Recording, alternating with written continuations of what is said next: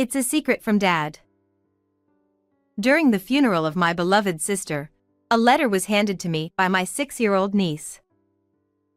Inside, it said, "Run away right now." Half in doubt, I tightly held my niece's hand. Just at that moment when I was about to take her out, all the relatives around stood up simultaneously. In the blink of an eye, both my niece and I were blocked by them. Then, my brother-in-law slowly approached. What will happen to my niece and me? Please, witness the unfolding turmoil to the end. I am Serena Smith, a 28-year-old single company employee. Both my parents have passed away, and my only sister is already married, so I live alone. I have a boyfriend who is 2 years older than me and we've been dating for 3 years, but I am hesitant about marriage. The reason being that my closest married relative, my sister, did not seem happy at all. My sister Janet, 3 years older, who has been married for about 8 years, and her husband Ashton. My elegant and beautiful sister succumbed to my brother-in-law's fervent pursuit and married him. When I was first introduced to Ashton, my sister seemed very happy, and above all, my brother-in-law seemed completely enamored with her. The way they seemed to care for each other made it apparent, and I couldn't help but smile. And so, my sister and brother-in-law got married safely. Ashton's family comes from a lineage of doctors, and he himself is also an elite physician. Financially, there were no worries, and my sister, at the request of my brother-in-law, became a full-time housewife. However, the seemingly smooth sailing of her married life began to change from the time their daughter Lisa was born, who is now 6 years old. Immediately after my niece was born, my brother-in-law and his family, who were hoping for a successor, apparently openly expressed their disappointment, saying, "Oh, a girl." Furthermore, there were no words of encouragement for my sister. Once again, my mother-in-law said, "Is there no second child yet? I'm counting on a boy this time." After that, the pressure from her in-laws and the surroundings to have a successor became intense, and my sister began to lose her energy due to that stress. I was worried about her, so I kept in touch frequently, and when I heard that she wasn't feeling well, I would go to places with her to relax. But even such efforts were in vain, and even after 3 years since Lisa was born, my sister was not blessed with another child. One day, my sister murmured quietly, "Ashton isn't cooperating, so there's no way I can get pregnant." Surprised, I asked her what was wrong, and it turned out that since Lisa turned 2 years old, there had been no opportunity at all to have a child. Moreover, my brother-in-law apparently was increasingly absent from home, and there were frequent instances of him coming back with the smell of perfume in the morning. And yet, he says it's my fault we can't have children. Apparently, Ashton, using himself as an excuse, complained to his parents. "It's Janet's fault. I'm trying hard." It was said that he was saying such things. Huh? What's that supposed to mean? Feeling furious, I went to confront my brother-in-law, but my sister said, "Stop that. Let me try a little harder for Lisa's sake." So I had to stop, respecting her feelings and not interfering with the couple. Still, I was worried about my sister, so I kept in touch frequently to check on her condition, but it seemed that my brother-in-law's attitude was getting worse. He seemed to be completely indifferent to his only daughter Lisa, and my niece had closed her heart to her father and always put on a tense expression in front of Ashton. Poor thing. She seemed so happy back then. The real niece is a cheerful child, and when she, my sister, Lisa, my boyfriend Bob, and I went to an amusement park together before, she showed an innocent smile. Even Bob said, "Lisa, she smiles so cutely." She was that lovely. Moreover, it seems that my brother-in-law is apparently cheating, and he often stays out overnight as if it were a matter of course, and there are times when he doesn't even contact them. Sis, that's definitely not right. Maybe you should consider divorce? I'm working too, so I'll support you. Unable to bear it, I made such a proposal, but my sister said, yeah, maybe. But still hesitating. It's not that simple, is it? But considering divorce, it might be better to gather some evidence, right? At that time, I conveyed that and hung up the phone. After that, I was entrusted with a big project at work, and suddenly became busy. In fact, if I could make the project successful, a raise was certain, and I could also support my sister financially. Huh? My sister called. I have to call her back later. I realized this after finishing a meeting at work. However, even after that, I was too busy with work and couldn't call her back, and there was no call from my sister either. Darn it. I fell asleep. I wonder if my sister is okay. Even after returning home, I was tired, and in the end, I couldn't call her back, and morning came. Until then, I had mostly been the one to contact her, so my sister's call was rare and I was curious, but I rushed to work and greeted lunchtime. When I hurriedly took out my phone to call my sister back, I noticed an incoming call from my brother-in-law this time. Huh? This is the first time my brother-in-law has called. This is strange. What happened? Feeling uneasy, I immediately called him back. Actually, Janet took a large amount of sleeping pills and ended her own life. At that moment, it felt like I had been hit on the head with a hammer. What did you just say? That's a lie. Then, what about yesterday's phone call?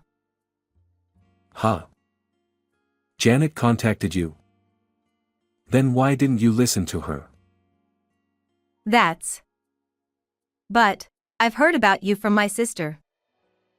Aren't you the one who pushed my sister to the brink? Confused by the sudden news of my sister's death and being blamed by my brother-in-law, I inadvertently retorted. Hey, stop with the baseless accusations. Janet was just spouting nonsense. Then, he laughed scornfully and hung up the phone. After that, I left work early and rushed to my sister's house, but my brother-in-law was still absent, perhaps at the hospital. Feeling at a loss for what to do, I received a notice of my sister's funeral sent via message, as a kind of notification from him. It seemed that there was no wake, and the family decided to hold a family funeral the next day, so I decided to attend the funeral alone to bid farewell to my beloved sister's journey to heaven.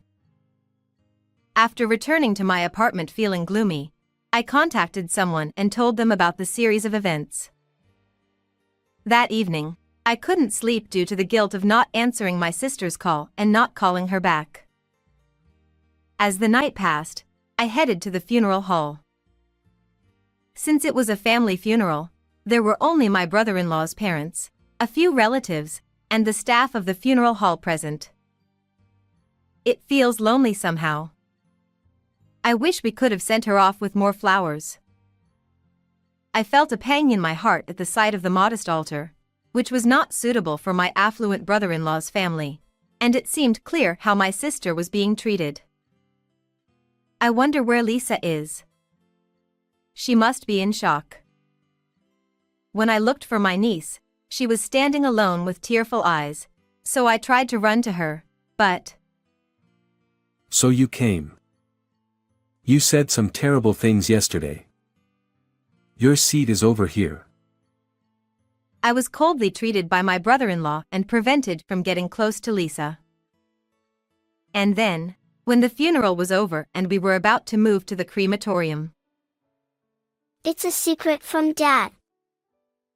While my brother-in-law was talking to the staff at the funeral hall, my niece came to me and handed me a letter from my sister. I opened it quietly, and to my surprise, the words "Take my daughter and run away right now" jumped out at me. Just as I suspected. There must be something behind my sister's passing. I was surprised, but having received my sister's message, I made up my mind to escape with my niece and was waiting for the right moment. Just as I was about to leave, taking advantage of the moment when everyone was occupied, my niece and I were surrounded by relatives. What's going on? Are they all in on this? I tried to break free somehow, but it was impossible. You're not going anywhere. My brother-in-law even came over and whispered in my ear in a low voice. In my frozen state of fear and panic, a staff member of the funeral hall came to me. Is everything okay? Thank goodness for this person. Please help me. I thought so, but it was only for a moment. Ah. It seems Janet's condition deteriorated due to the shock of losing her sister. I'll let her rest for a bit. With a nonchalant attitude, my brother-in-law forcibly grabbed my arm and dragged me to the waiting room. Wait. Take Lisa with us. I appealed, but my niece was taken away by my brother-in-law's parents. It's regrettable that I couldn't answer my sister's last call, but Ashton's attitude was unforgivable. To avenge her grievances, I vowed to expose my brother-in-law's true nature and seek revenge at all costs. You have no allies here. Give up. As soon as we entered the waiting room, he said that I will never forgive you for tormenting my sister. I know all about what you did to her. Alone with my brother-in-law in the room, I was extremely uneasy, but I managed to retort. Ha. However, he just sneered. But that only fueled my determination even more. I'll expose your true nature to everyone. Who would believe what you say? My brother-in-law remained unfazed by my plea and smirked unpleasantly. To my parents and relatives, you're the one who's blamed for pushing Janet to her death. They say she took her own life because of your hatred towards her. How awful. Furthermore, he even asked his family to keep an eye on Lisa and make sure I didn't leave with her.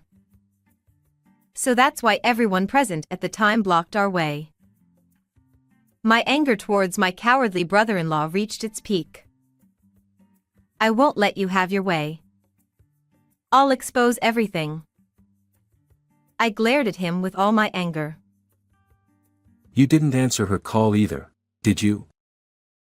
If your sister really mattered to you, shouldn't you have dropped everything and contacted her? Well, that's... I couldn't help but falter, and my brother-in-law didn't overlook it. Janet felt abandoned even by her trusted sister. Wasn't it your actions that ultimately pushed her to the brink? Maybe she departed for the other world because of that. I was pointed out about something that had been bothering me all along, and I lost my words in response. Oh. What happened to your confidence from earlier? Hit a nerve, did I? Approaching me step by step, my brother-in-law confronted me as if a lion cornering a rabbit.